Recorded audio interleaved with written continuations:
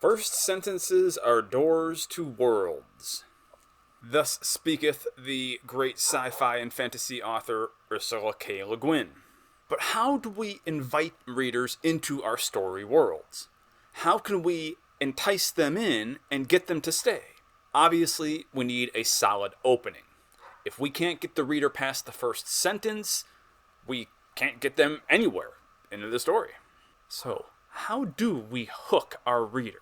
One way, and the way recommended by Bernays and Pamela Painter in What If? Writing Exercises for Fiction Writers, is to start in the middle. Throw your reader into a story that's already underway, and then give them enough info for them to piece the backstory together for themselves as the present story envelops in front of them. The problem here, as Bernays and Painters see it, with beginning stories in general, is beginners' stories often meander for 3 or 4 pages before the story begins to rear its head. I'm sure you guys have all read stories like this, whether it's your friends' stories, your own stories, or possibly even published stories. Some of them do get through the publication stage, and the first few pages are just like, oh my god, when is it going to start? This is why we're starting in the middle. We're going to save ourselves time and mental energy by skipping the boring stuff and diving right into the action. The idea here, as I see it, is to communicate as much about your story as possible with your opening line, while creating that element of mystery, those unanswered questions that force your reader to read on to the next line, and the next line, and so on. That pull forward, those questions that need to be answered, give the novel its propulsive force, or the short story, or the play, or whatever the story it is that you're writing.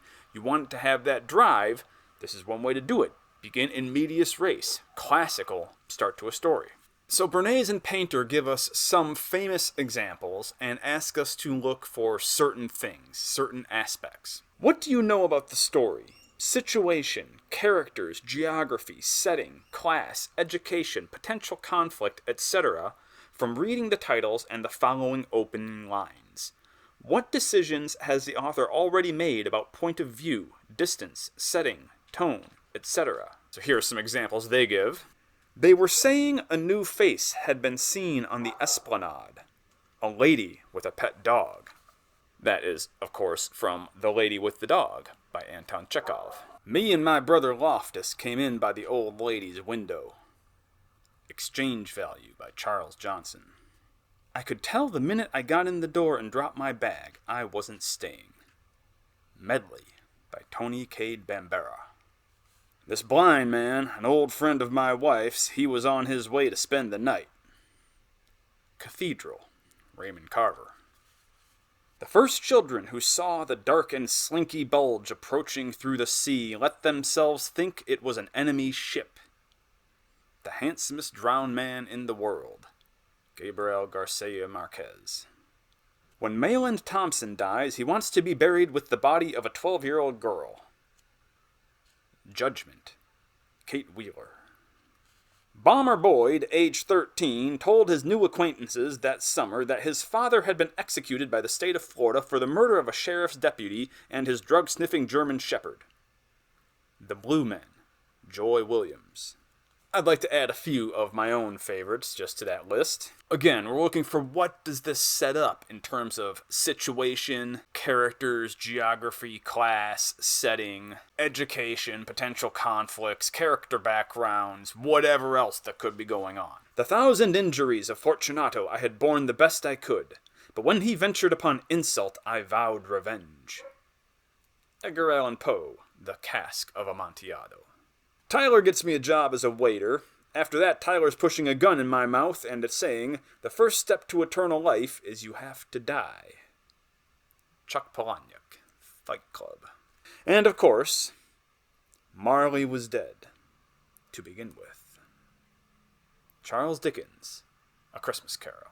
Now, Bernays and Painter's assignment for us is to write 5 of your opening lines for 5 different stories. When you read, look for opening lines that immediately pull the reader into the story. And if you keep a journal or notebook, consider starting a new section and adding 1 verse sentence a day for the rest of your life.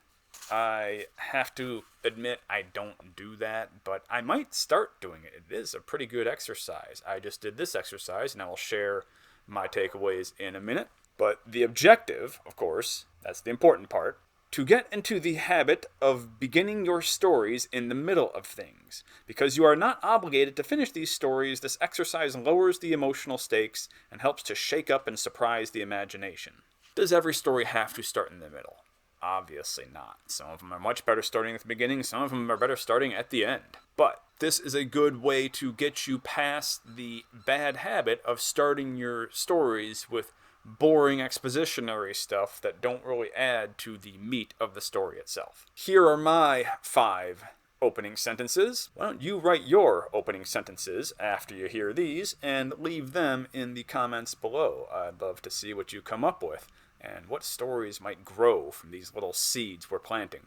It caused quite a stir in the community when the Reverend R.J. Hodgins' coffin came up empty.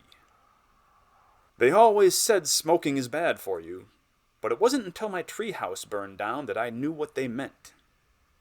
This next one is a dialogue line. Yes, that's my husband. Or it was, anyway. On the 1st and 4th day of every week, Donald and Derry met in the hallway at midnight to punch each other in the face. I wasn't sure I should shave my cat, but I went and did the thing, and I've made worse mistakes, but none that have so vividly haunted my dreams. Are any of those going to be Shakespeare or Hemingway? Probably not, but they are very entertaining and possible places to start stories, and I'm already getting to think, what kind of questions do those set up? What kind of characters? What kind of situations? Where could those stories go? How could I follow them down those rabbit holes?